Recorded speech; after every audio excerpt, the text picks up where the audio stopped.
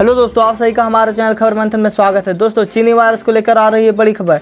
वहीं एक बार फिर से झारखंड से बाहर फंसे श्रमिक मजदूरों के लिए भी एक अच्छी खबर निकल कर आ रही है।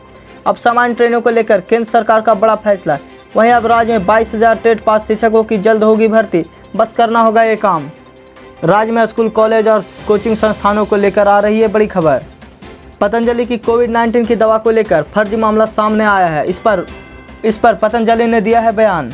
तो ऐसी तमाम महत्वपूर्ण खबर देखने के लिए इस वीडियो के अंत तक बने रहें।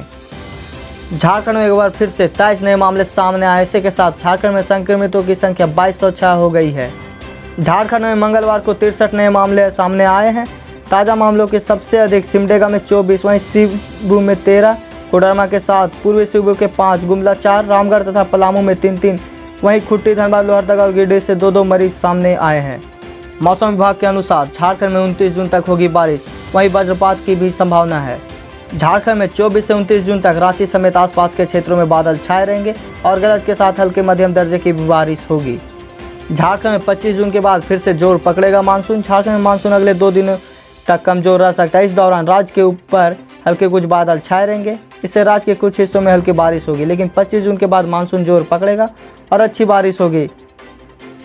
मौसम विभाग के अनुसार राज्य के विभिन्न हिस्सों में पिछले 24 घंटे के दौरान रांची, हजारीबाग सहित कई जिलों में भारी बारिश देखने की उम्मीद हो सकती है। झारखंड में प्राइमरी से लेकर +2 स्कूलों में 22,000 से ज़्यादा शिक्षकों की होगी भर्ती। झारखंड राज्य के प्राइमरी से लेकर +2 स्कूलों में शिक्षकों की नियुक्ति की प्रक्रिया शुरू हो गई है। स्कूली शिक्षा और साक्षरता विभाग ने इसकी तैयारी शुरू कर दी है। दिसंबर 2020 तक सेवानिवृत्त होने वाले हाई स्कूल और +2 स्कूल के शिक्षकों की लिस्ट जिलों से मांगी गई है। इसके आधार पर रिक्तियाँ तय की जाएंगी, जिस पर नियुक्ति प्रक्रिया जल्द ही शुरू हो सकती है। राज्य में शिक्षकों की नियुक्ति प्रक्रिया नई नियमावली से होगी। प्रारंभिक स्कूल में शिक्षकों की नियुक्ति टेट में आए नंबर और सर्टिफिकेट के नंबर के आधार पर सीधे हो सकती है, लेकिन अब नियुक्ति प्रक्रिया झारखंड कर्मचारी चयन के आधार पर होगी। इसके लिए नई नियमावली भी बनाई जा रही है। पतंजलि की दवा पर हुआ है बड़ा खुलासा। कोरोना की नहीं बल्कि कफ और बुखार का लिया था लाइसेंस। कोरोनिल दवा नहीं, यह बस एक कम्युनिस्ट बूस्टर है, कहना है उत्तराखंड के आयुर्वेद विभाग के लाइसेंस के ऑफिसर है।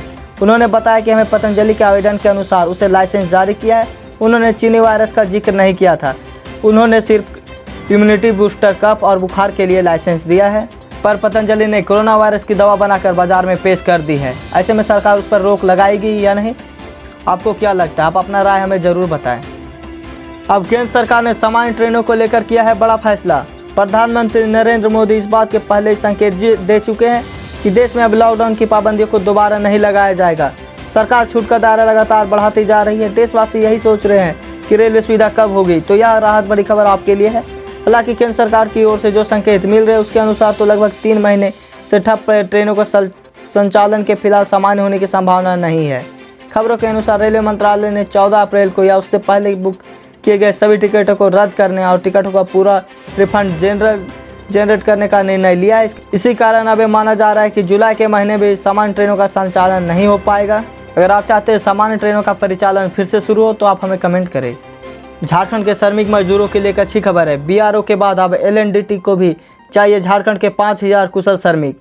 लॉकडाउन की मार के बीच झारखंड के श्रमिकों के संगठित रूप से दूसरे राज्य में जाकर काम करने की प्रक्रिया बदल रही है। देश की जानी मानी कंपनियां राज्य के श्रमिकों के हुनर के वाजिब कीमत देने को तैयार है।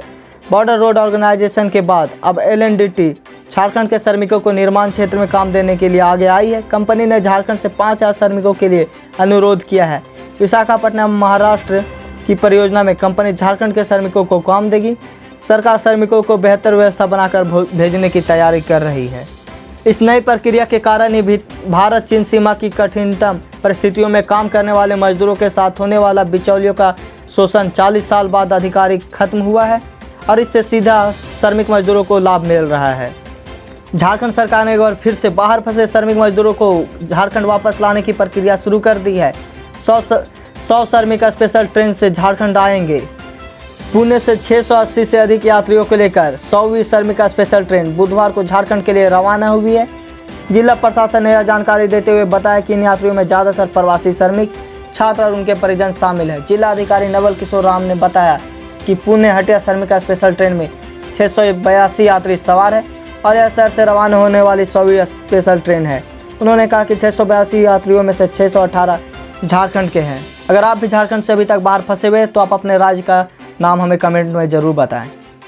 पतंजलि की कोरोना दवा पर सरकार ने मांगी जानकारी तो आचार्य बालकृष्ण ने बोले कुछ कम्युनिकेशन गैप है। बाबा रामदेव और आचार्य बालकृष्ण ने अपने पतंजलि आयुर्वेद की ओर से चीनी वायरस की दवा बनाने का दावा मंगलवार को किया है। रामदेव ने कोरोनिल नामक इस दवा की घोषणा भी कर दी है। आयुष मंत्रालय ने पतंजलि आयुर्वेद से इस दवा के संबंध में संज्ञान लेने के लिए जानकारी मांगी तो इस पर आचार्य बालकृष्ण ने आयुष मंत्रालय के संबंध में बयान दिया है। उन्होंने कहा कि सरकार के साथ उनकी कम्युनिकेशन संबंधी थोड़ी दूरी है, जिसके कारण कुछ मुश्किलें सामने आ रही है। कल होगी आईसीसी की बैठक, लेकिन T20 विश्व कप नहीं बल्कि इन बातों पर होगी चर्चा। अंतर्राष्ट्रीय क्रिकेट परिषद का बोर्ड गुरुवार को जब वीडियो कॉन्फ्रेंसिंग के जरिए बैठक करेगा तो अगले चेयरमैन की नामांकन प्रक्रिया पर चर्चा और उसके एजेंडे में पर बात होगी। अंतर्राष्ट्रीय क्रिकेट परिषद का बोर्ड गुरुवार को जब वीडियो कॉन्फ्रेंसिंग के जरिए बैठक करेगा तो अगले चेयरमैन की नियुक्ति की जाएगी। और साथ ही आईसीसी पहले यह स्पष्ट कर चुका है कि ऑस्ट्रेलिया में इस साल होने वाले T20 विश्व कप के भविष्य पर अंतिम फैसला अगले महीने किया जाएगा और ऐसे में मुख्य एजेंडा चेयरमैन के चुनाव का नामांकन प्रक्रिया होगी। 15 अगस्त से पहले नहीं चलेगी ट्रेन। भारतीय रेलवे ने सभी नियमित ट्रेनों के लिए 14 अप्रैल तक बुक की गई सभी टिकटों की पूरी बुकिंग राशि वापस करने का फैसला लिया है। रेलवे ने संकेत दिया कि अगस्त से पहले तक नियमित ट्रेन सेवाओं पर फिर से शुरू कार्य नहीं किया जा सकता है। वर्तमान से रेल केवल 230 मेल और एक्सप्रेस ट्रेनों को विशेष ट्रेन के रूप में चला रही है। हालांकि रेल मंत्रालय ने बार बार कहा है कि किसी भी मांग को पूरा करने के लिए और अधिक ट्रेन का संचालन करना संभव है। पीएम गरीब कल्याण रोजगार योजना के तहत सरकार ने 116 वरिष्ठ नोडल अधिकारी को किया है नियुक्त। प्रधानमंत्री गरीब कल्याण रोजगार अभियान के उद्देश्य को प्राप्त करने के लिए 116 वरिष्ठ नौकरशाहों को केंद्रीय नोडल अधिकारी नियुक्त किया गया है, जो प्रवासी श्रमिकों के लिए सरकार के महत्वाकांक्षी रोजगार सह ग्रामीण सार्वजनिक कार्य अभियान से प्रभावित होंगे। संयुक्त सचिव के स्तर के नौकरशाह विभिन्न सेवाओं से खींचे जाते हैं, जिनमें भारतीय प्रशासनिक सेवा IAS, IPS, IFOS शामिल है। ये अधिकारी राज्य के सभी श्रमिकों को ज़्यादा से ज़्यादा रोजगार देने के लिए कार्य करेंगे। झारखंड में स्कूल फीस माफ़ी को लेकर मामला गर्म होते जा रहा है। ऐसे में शिक्षा मंत्री ने कही थी स्कूल फीस माफ़ी की बात 3 महीने के बीतने के बाद भी अभी तक वह नियम जारी नहीं हुआ है। 3 महीने बीत गए पर शिक्षा मंत्री जगन्नाथ महतो की घोषणा जमीन पर नहीं उतरी। निजी स्कूल फीस माफ़ी पर पहली बार 25 मार्च को मंत्री ने कहा था कि चीनी वायरस काल में प्राइवेट स्कूल फीस नहीं लेगी, पर 24 जून तक इस पर कोई विभागीय आदेश नहीं निकल पाया। पहले मंत्री ने लॉकडाउन अवधि में फीस नहीं लेने के प्रस्ताव को कैबिनेट ने पास कराने की बात कही, पर ऐसा नहीं हो पाया। इसी बीच चेक के माध्यम से एक आग्रह पत्र निकाला गया। फिर शिक्षा मंत्री ने 27 मई और 9 जून को प्राइवेट स्कूल प्रबंधन और अभिभावकों से 2 दौर की बैठक किए हैं, जिसमें 9 जून को हुई बैठक में शिक्षा मंत्री ने घोषणा की कि प्राइवेट स्कूल 3 महीनों तक ट्रांसपोर्ट फीस और एनुअल फीस नहीं लेंगे, पर ऐसा निजी स्कूल मानने को तैयार नहीं है। अभिभावकों का कहना है कि वे लगातार फीस के लिए मैसेज और कॉल्स कर रहे हैं। क्या स्कूलों को पूर्ण रूप से फीस माफ़ कर देना चाहिए? आप अपना राय हमें कमेंट में ज़रूर बताएं। इस साल हज यात्रा पर नहीं जा पाएंगे लोग। सऊदी अरब के आग्रह पर केंद्र ने लिया फैसला। हज यात्रा पर जाने वाले ख्वाहिशमंद लोगों के लिए यह खबर थोड़ी निराशाजनक हो सकती है, क्योंकि इस बार हमारे देश से लोग हज यात्रा पर नहीं जा सकते हैं।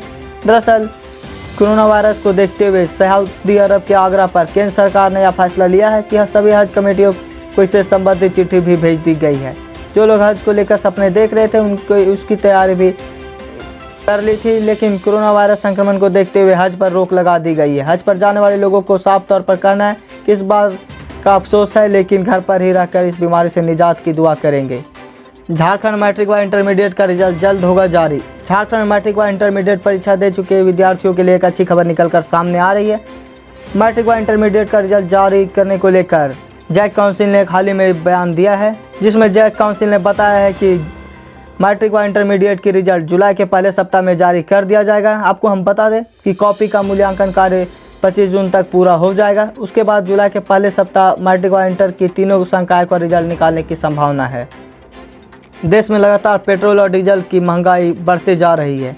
देश में पिछले 18 दिन से लगातार बढ़ रही पेट्रोल डीजल की कीमत आम आदमी के लिए एक नई मुसीबत बन गई है। इतिहास में ऐसा पहला बार हो रहा है जब देश के किसी हिस्से में डीजल की कीमत ने पेट्रोल को पछाड़ दिया है। राजधानी दिल्ली में इतिहास रचने के बाद डीजल की कीमतें अब देश के 5 अन्य शहरों में रिकॉर्ड तोड़ने की तरफ है। इसके अलावा 4 शहर ऐसे हैं जहाँ पेट्रोल डीजल की कीमत में 5 रुपये से भी कम का अंतर रह गया है। न्यूज एजेंसी NIA के मुताबिक राजधानी दिल्ली में बुधवार को पेट्रोल की कीमत ₹89.76 प्रति लीटर रही वहीं, लेकिन डीजल की कीमत 48 पैसे प्रति लीटर की बढ़ोतरी की गई है। आपके शहर में पेट्रोल और डीजल का क्या रेट है? आप अपना पेट्रोल और डीजल के रेट कमेंट में ज़रूर बताएं। पीएम किसान स्कीम में हो चुका है बड़ा बदलाव। अब 2 करोड़ ज़्यादा किसानों के खाते में आएंगे 6,000 रुपये। प्रधानमंत्री किसान सम्मान निधि योजना का ऐलान पिछले साल किया गया था। इस योजना के तहत केंद्र सरकार किसानों के बैंक खाते में सीधे पैसे ट्रांसफ़र करती है। इस स्कीम के तहत अगली किस्त 1 अगस्त 2020 से किसानों के खाते में ट्रांसफ़र की जाएगी। वहीं इस स्कीम में एक बड़ा बदलाव किया गया है, जिसमें केंद्रीय कृषि राज्य मंत्री कैलाश चौधरी ने बताया कि कृषि प्रधानमंत्री किसान सम्मान निधि योजना के दायरे में विस्तार किया गया। इससे 2 करोड़ और किसानों को 6,000 रुपये मिलेंगे। झारखंड के पारा शिक्षकों का मानदेय नहीं मिलना उनके लिए काफ़ी मुसीबत बनती जा रही है। झारखंड के कई ऐसे पारा शिक्षक हैं जिनकी जीविका के लिए सिर्फ शिक्षक ही एक ऐसा माध्यम है, पर सरकार अभी तक उनके खाते में मानदेय नहीं भेज रही है, जिसके कारण सभी पारा शिक्षकों को काफ़ी मुश्किलें सामना करना पड़ रहा है। झारखंड के कई पारा शिक्षक हैं जिन्हें अभी तक 2 या 3 माह से मानदेय नहीं मिला है। वहीं ऐसे पारा शिक्षक हैं जिन्हें करीब 1 साल से ऊपर हो गया, पर उनका मानदेय अभी तक उनके खाते में नहीं भेजा गया। जी हाँ दोस्तों, अप्रशिक्षित पारा शिक्षक उनके खाते में 1 साल से ज़्यादा हो गया, पर उनका मानदेय उनके खाते में नहीं मिला है। ऐसे में उन्हें और भी परेशानी का सामना करना पड़ रहा है। हम आपको बता दें कि 4,000 ऐसे अप्रशिक्षित पारा शिक्षक हैं जिन्हें 1 साल से ज़्यादा का मानदेय उनके खाते में ट्रांसफ़र नहीं किया गया है।